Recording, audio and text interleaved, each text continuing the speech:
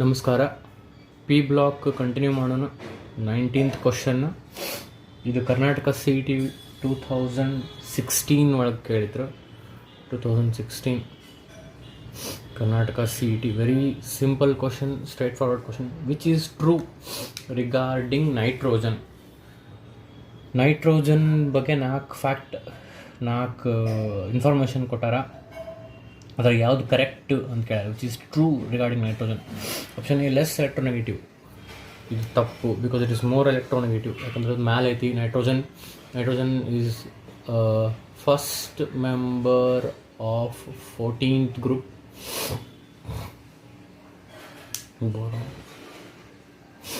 Nitrogen is first member of 15th group. So first member ಮ್ಯಾಲಿದೆ electronegativity ಜಾಸ್ತಿ ಇರ್ತೈತಿ. As we move down group electronegativity decreases. So it is more electronegative. So ಇದು ತಪ್ಪು. Has low ionisation enthalpy. ಇದು ತಪ್ಪು, because it has high ionisation enthalpy. Because as we move down the group ionisation enthalpy decreases. So ಮ್ಯಾಲೆ ಯಾವ ಇರ್ತಾವಲ್ಲ ionisation enthalpy ಜಾಸ್ತಿ ಇರ್ತಾವೆ, because of their small size. So ಇದು ತಪ್ಪು. ಡಿ ಆರ್ಬಿಟಲ್ಸ್ ಅದರೊಳಗೆ ಇಲ್ಲ. ಇದು ತಪ್ಪು.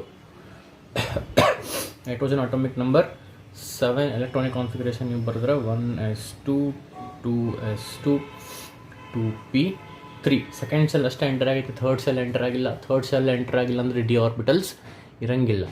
So D orbitals are available ಅನ್ನೋದು ತಪ್ಪು. It has the ability to form p pi bond with itself. ಅಂದರೆ ಎನ್ ಮತ್ತು ಎನ್ ನಡು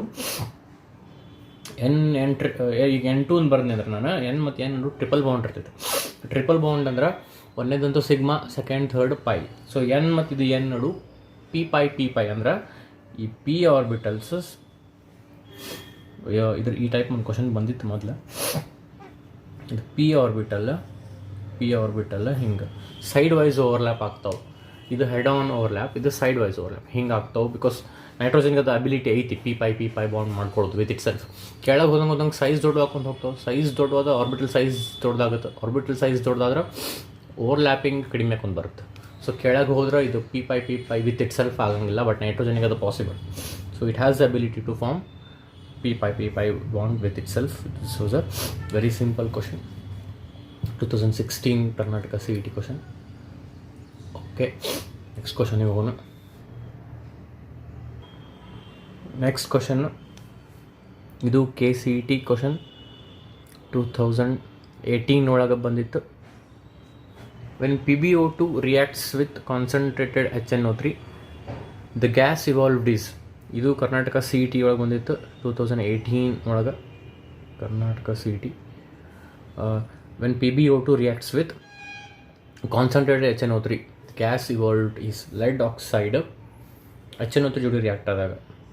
ಓಕೆ, ರಿಯಾಕ್ಷನ್ ಏನಾಗುತ್ತೆ? PbO2 ಪ್ಲಸ್ HNO3 ಏನಾಗುತ್ತೆ? ಇಲ್ಲೇ ಲೆಡ್ ನೈಟ್ರೇಟ್ ಬರ್ತೈತಿ. ಇದು ಸೇರಿ PbNO3 ಟ್ವೈಸ್ ಲೆಡ್ ನೈಟ್ರೇಟ್ ಬರ್ತೈತಿ, plus some water and oxygen gas liberate ಆಗ್ತೈತಿ. ಬ್ಯಾಲೆನ್ಸ್ಡ್ ಇಲ್ಲ ಇದು, but these are the products formed. Lead nitrate ಬರ್ತೈತಿ, ಇವೆರಡು ರಿಯಾಕ್ಟ್ ಆಗಿ ಆಮೇಲೆ by products will get some water and oxygen gas is liberated. So when PbO2 reacts with concentrated HNO3 the gas evolved is oxygen. Option B. ಈ reaction ನಿಮಗೆ ನೆನಪಿದ್ರೆ, ಈ reaction ನಿಮಗೆ ಗೊತ್ತಿದ್ರೆ ಈಸಿಲಿ ಆನ್ಸರ್ ಮಾಡ್ಬೋದು. Okay, next question. Next question.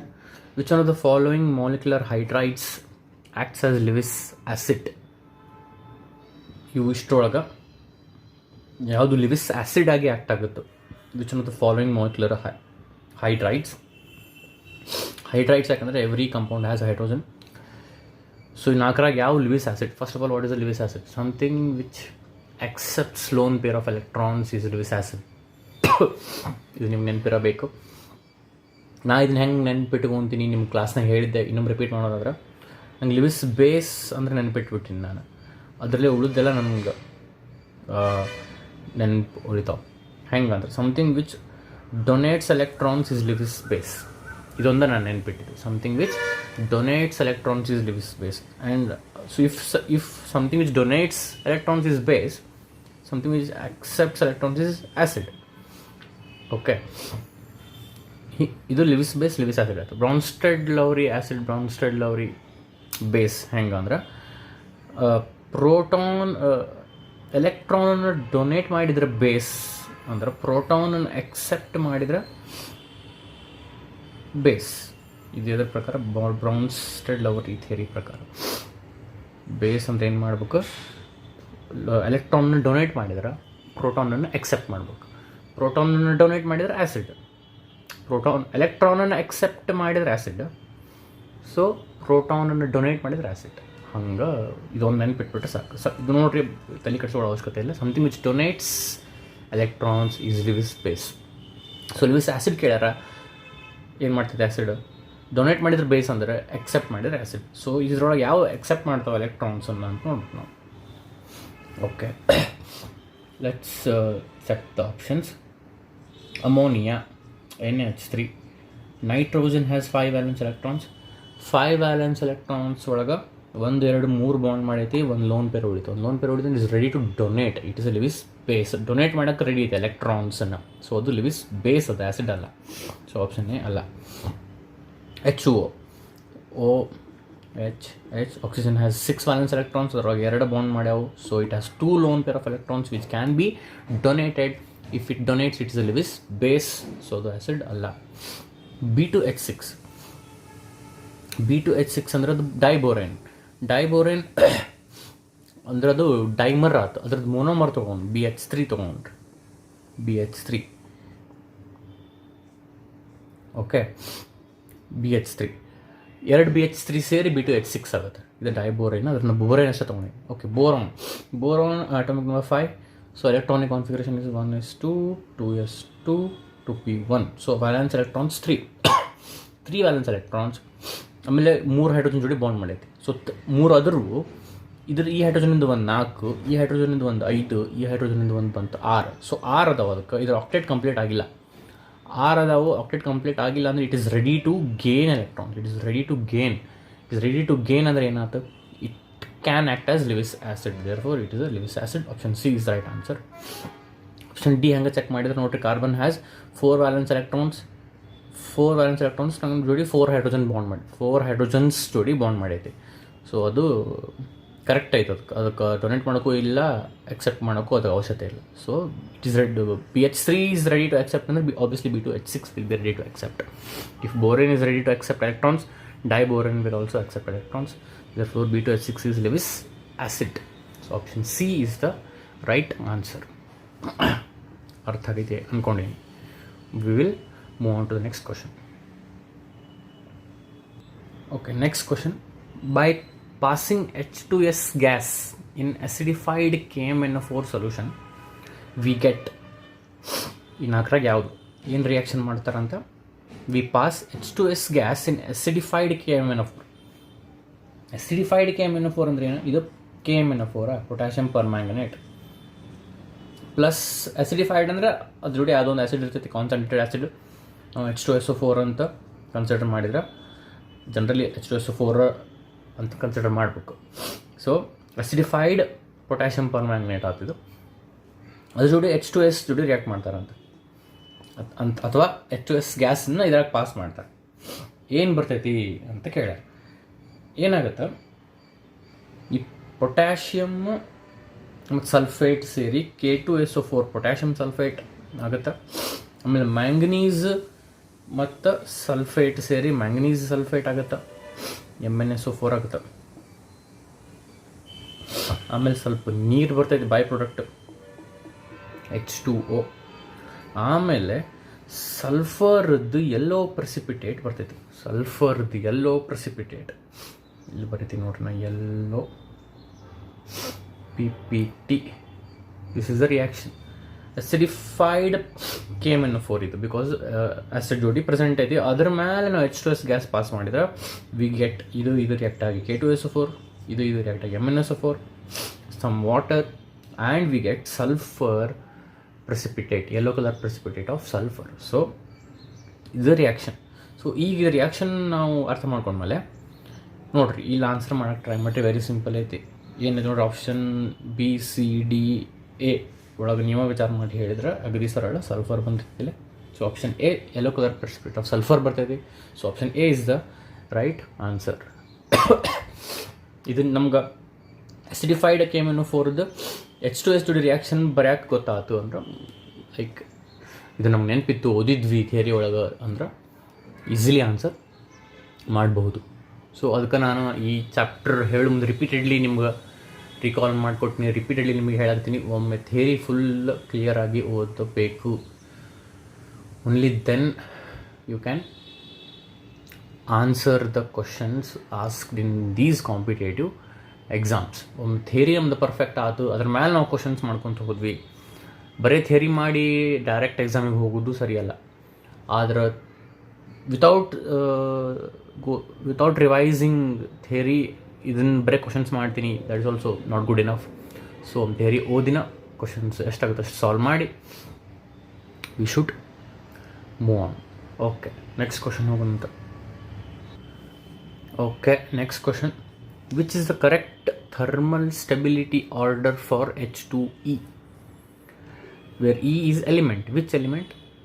ಕೊಟ್ಟಾರ oxygen, sulphur, selenium, tellurium, polonium. ಇದು 16th group ಆಯ್ತು ನಮ್ಮದು. ಸೊ ನಾ ಇಲ್ಲೇ ಬರಿತೀನಿ, ಓಲ್ಡ್ ಸ್ಟೈಲ್ಸೇ ಟೀಪೋ ಇದ್ರದ್ದು ಕೋಡ್. Oxygen, sulphur, selenium, tellurium, polonium. Okay, ಇವು 16 group elements. Which is the correct thermal stability. First of all thermal stability ಅಂದರೆ ಏನು? ಥರ್ಮಲ್ ಅಂದರೆ ಹೀಟ್ ಕೊಟ್ಟಾಗ ಯಾವುದು compound among the following will be stable ಅಂದರೆ ವಿಚ್ ರೆಸಿಸ್ಟ್ಸ್ ದ ಹೀಟ್. ಅಂದರೆ ಈಗ ನೋಡ್ರಿ, ಫಾರ್ ಎಕ್ಸಾಂಪಲ್ H2SC ತೊಗೊತೀನಿ. H2SC ಅಂದರೆ ಹಿಂಗೆ ಅನ್ಕೊಡಿ. ಹಾಂ, ಇದಕ್ಕೆ ಹೀಟ್ ಕೊಟ್ಕೊಳ್ಳೆ ಇದು ಬಾಂಡ್ ಈ ಬಾಂಡ್ ಈಸಿಲಿ ಬ್ರೇಕ್ ಆಗ್ಬಿಡ್ತು ಅನ್ಕೋರಿ. ಈಸಿಲಿ ಬ್ರೇಕ್ ಆಗ್ಬಿಡ್ತು ಅಂದರೆ ಥರ್ಮಲಿ ಸ್ಟೇಬಲ್ ಇಲ್ಲ ಇದು. ಸೊ ಥರ್ಮಲಿ ಸ್ಟೇಬಲ್ ಅಂದರೆ ಏನು? ಹೀಟ್ ಕೊಟ್ಟಾಗ ರೆಸಿಸ್ಟ್ ಮಾಡ್ಬೇಕು, ಅದು ಬಾಂಡ್ಸ್ ಬ್ರೇಕ್ ಆಗ್ಬಿಡ್ಬಾರ್ದು ಈಸಿಲಿ. ಸೊ ಹಂಗೆ which is correct thermal stability order ಅಂತ ಕೇಳ್ಯಾರ. ಸೊ ಆಪ್ಷನ್ಸ್ ಏನದು? H2S ಲೆಸ್ ದ್ಯಾನ್ H2O, ಒಂದೇ option less than H2SC less than H2TE less than H2PO. ಇದನ್ನು ಇಂಟರ್ಚೇಂಜ್ ಮಾಡಿ 4 ಆಪ್ಷನ್ ಕೊಟ್ಟಾರ.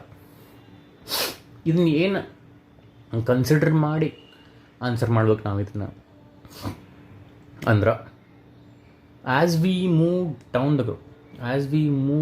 The group thermal stability of hydrides decreases. Hydrides ಯಾಕಂದ್ರೆ ಅಂದರೆ obviously hydrogen ಜೋಡಿ bond ಮಾಡತ್ತವೆ ಇವೆಲ್ಲ. ನೋಡಿ, ಲಕ್ಷ ಕೊಟ್ಟು ಕೇಳಿ ಏನು ಹೇಳ್ತೀನಿ, as we move down the group thermal stability decreases down the group. ಎದಕ್ಕೆ ಡಿಕ್ರೀಸಸ್? ಎದಕ್ಕಂದ್ರೆ ನೋಡ್ರಿ, ಹೈಡ್ರೋಜನ್ ಅಂತೂ ಫಿಕ್ಸ್ ಐತಿ, ಉಳ್ಕಿದ್ದು ಈ ಕಾಂಪೌಂಡ್ಸ್ನಾಗ ಏನು ಚೇಂಜ್ ಹಾಕೊಂತ ಹೊಂಟೈತಿ? ಆಕ್ಸಿಜನ್ ಇದ್ದಿದ್ದು ಸಲ್ಫರ್ ಆಗತ್ತೈತಿ, ಸಲ್ಫರ್ ಇದ್ದಿದ್ದು ಸೆಲೆನಿಯಮ್, ಟೆಲೂರಿಯಂ, ಇವು ಚೇಂಜ್ ಆಗುತ್ತೋ, ಹೈಡ್ರೋಜನ್ ಫಿಕ್ಸ್ ಐತಿ. ಸೊ ಹೈಡ್ರೋಜನ್ ಸೈಜ್ ಸೇಮ್ ಇರ್ತೈತಿ. Oxygen hydrogen comparable size, sulphur ಸ್ವಲ್ಪ ದೊಡ್ಡ ಸೈಜ್, ಸೆಲೆನಿಯಮ್ ಇನ್ನೂ ದೊಡ್ಡದು, ಟೆಲೂರಿಯಂ ಇನ್ನೂ ದೊಡ್ಡದು. ಸೊ ದೊಡ್ಡದಾದಂಗೆ ಎಫೆಕ್ಟಿವ್ ಓವರ್ಲ್ಯಾಪಿಂಗ್ ಆಗಂಗಿಲ್ಲ ಅಂದ್ರೆ ಬಾಂಡ್ ಫಾರ್ಮೇಷನ್ ಸ್ಟ್ರಾಂಗ್ ಆಗಂಗಿಲ್ಲ, ಈಸಿಲಿ ಬಾಂಡ್ ಬ್ರೇಕ್ ಆಗ್ತಾವೆ. ಕೆಳಗೆ ಹೋದಂಗೆ ಈಸಿಲಿ ಬಾಂಡ್ ಬ್ರೇಕ್ ಆಗ್ತಾವೆ ಅಂದರೆ ಫುಲ್ ಮ್ಯಾಲ್ದಿದ್ದು ಹೈಡ್ರೋಜನ್ ಜೋಡಿ ಚಲೋ ಬಾಂಡ್ ಮಾಡಿರ್ತೈತಿ, ಎಫೆಕ್ಟಿವ್ ಬಾಂಡ್ ಮಾಡಿರ್ತೈತಿ, strong bond, because strong overlapping, effective overlapping ಆಗಿರ್ತೈತಿ. Because size of hydrogen and oxygen are comparable. Because hydrogen ಇಲ್ಲೇ ತನ್ಕೋರಿ S ಬ್ಲಾಕ್ನಾಗ, ಆಕ್ಸಿಜನ್ ಇಲ್ಲಿ P ಬ್ಲಾಕ್ನಾಗ ಇಲ್ಲೇ ಐತಿ. ಈಗ ಸಲ್ಫರ್ ಆಮೇಲೆ ಸೆಲೆನಿಯಮ್, ಟೆಲೂರಿಯಂ, ಪೊಲೋನಿಯಂ ಕೆಳಗೆ ಹೋಗ್ತಾವೆ. ಸೊ ಇದ್ರದ್ದು ಸೈಜ್ ಮ್ಯಾಚ್ ಆಗಂಗಿಲ್ಲ. ಇವು ದೊಡ್ಡ ಇರುತ್ತೆ, ಇದು ಸಣ್ಣ ಇರ್ತೈತಿ. ಸೊ ಎಫೆಕ್ಟಿವ್ ಓವರ್ಲ್ಯಾಪಿಂಗ್ ಆಗಂಗಿಲ್ಲ. ಸೊ ಬಾಂಡ್ ಸ್ಟ್ರಾಂಗ್ ಆಗಂಗಿಲ್ಲ ಅಂದರೆ ಸ್ವಲ್ಪ ಹೀಟ್ ಕೊಟ್ಟರೆ ಬ್ರೇಕ್ ಆಗ್ಬಿಡ್ತೈತಿ. ಸೊ ಕೆಳಗೆ ಹೋದಂಗೆ ಸ್ಟೆಬಿಲಿಟಿ ಕಡಿಮೆ ಆಗ್ತೈತಿ. So highest stable thermal stability ತೋರಿಸಿದ ಯಾವುದು? ಹೈಡ್ರೋಜನ್ ಆಕ್ಸಿಜನ್ ಇದ್ದಿದ್ದು ಅಂದ್ರೆ ವಾಟರ್. ಸೊ ವಾಟರ್ ಎಲ್ಲಿ ಲಾಸ್ಟ್ ಐತೆ ನೋಡ್ರಿ, ಅಂದರೆ ಇದು ಲೆಸ್ ದೆನ್ ಐತೆ. ಸೊ ಹೈಯೆಸ್ಟ್ ಇರೋದು ಇದು ವಾಟರ್. ಎಲ್ಲೇ ಹೈಯೆಸ್ಟ್ ಐತಿ ಆ ಆಪ್ಷನ್ ನೋಡ್ಬೇಕು. ಇಲ್ಲೈತೆ ಆಪ್ಷನ್ ಸಿ ಒಳಗೆ ನೋಡ್ರಿ. ಅದ ಆರ್ಡರ್ನಾಗ ಐತೆ ಆಕ್ಸಿಜನ್, ಆಮೇಲೆ ಸಲ್ಫರ್, ಆಮೇಲೆ selenium, tellurium, polonium. So least stable ಇದು, ಮೋಸ್ಟ್ ಸ್ಟೇಬಲ್ ಇದು. So option C is the right answer. As we move down the group thermal stability decreases of the hydrides. This applies to different compounds also. But ನಾ ಏನು explanation ಏನು energy ಮಾಡಿದೆ ಹೈಡ್ರೋಜನ್ದು ಉಳ್ಕಿದ elements size compare ಮಾಡಿ ಹಂಗೆ ನೀವು ವಿಚಾರ ಮಾಡಿ ಆನ್ಸರ್ ಮಾಡ್ಬೇಕು. Okay, we will move on to next question. We will solve one more question in this video. Okay, next question. Which one of the following gives mixture of SO2 and SO3 on heating? ಇವು ನಾಲ್ಕರಾಗ ಯಾವ compound heat ಮಾಡಿದ್ರೆ sulphur dioxide ಮತ್ತು sulphur trioxide ಎರಡದ್ದು mixture ಕೊಡ್ಬೇಕು, ಯಾವುದದು compound ಅಂತ ಕೇಳ. ಈ for example in sudden SO4 ತೊಗೊಂಡು ಹೀಟ್ ಮಾಡಿದ್ರೆ, ಜಿಂಕ್ ಸಲ್ಫೇಟ್ ತೊಗೊಂಡು ಹೀಟ್ ಮಾಡಿದ್ರೆ, will it give a mixture of SO2 and SO3 are ಇವು option B, C no D no ಅಂತ ಕೇಳ. ಈಗ ಜಿಂಕ್ ಸಲ್ಫೇಟ್, ಕಾಪರ್ ಸಲ್ಫೇಟ್ ಅಂತೂ SO2 SO3 ಕೊಡೋಂಗಿಲ್ಲ. ನಮಗೆ ಕನ್ಫ್ಯೂಷನ್ ಆಗೋದು ಇಲ್ಲೇ. ಇದು ಫೆರಿಕ್ ಸಲ್ಫೇಟ್, ಇದು ಫೆರಸ್ ಸಲ್ಫೇಟ್, ಇದು Fe+2 ಇದೆ. Fe+2 ಇದು SO4 -2, ಸಲ್ಫೇಟ್ ಇದು -2 ಅಲ್ಲ, ಇದು +2 ಇತ್ತು. +2 -2 ಹೋಗಿ FeSO4 ಆಗೈತೆ. ಇದು ಫೆರಸ್ ಸಲ್ಫೇಟ್, ಇದು ferric, because iron is exhibiting +3 oxidation state. So ferric sulphate ಏನು ಫೆರಸ್ ಸಲ್ಫೇಟ್. ಸೊ ಇಲ್ಲೇನು ರಿಯಾಕ್ಷನ್ ಆಗುತ್ತೆ ಅಂದರೆ, ಫೆರಸ್ ಸಲ್ಫೇಟ್ FeSO4 ಹೀಟ್ ಮಾಡಿದಾಗ ಅದು ನಮ್ಗೆ ಫೆರಿಕ್ ಆಕ್ಸೈಡ್ ಕೊಡ್ತೈತಿ, Fe2O3 plus SO2 plus SO3 ಕೊಡ್ತೈತಿ. ಇದು ಸಾಲಿಡ್, ಇದು ಗ್ಯಾಸ್, ಇದು solid. So ferrous sulphate, ferric sulphate ಅಲ್ಲ, ಫೆರಸ್ ಸಲ್ಫೇಟನ್ನು ಹೀಟ್ ಮಾಡಿದಾಗ ನಮ್ಗೆ ferric oxide and mixture of sulphur dioxide and sulphur trioxide ಬರ್ತೈತಿ. So option D is the right answer.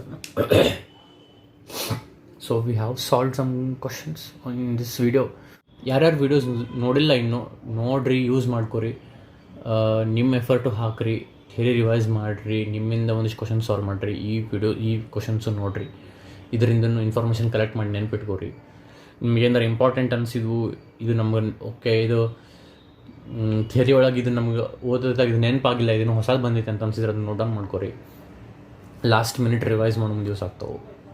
Okay, so we have solve some questions in this video. Will conclude this video here. ನಮಸ್ಕಾರ, thank you.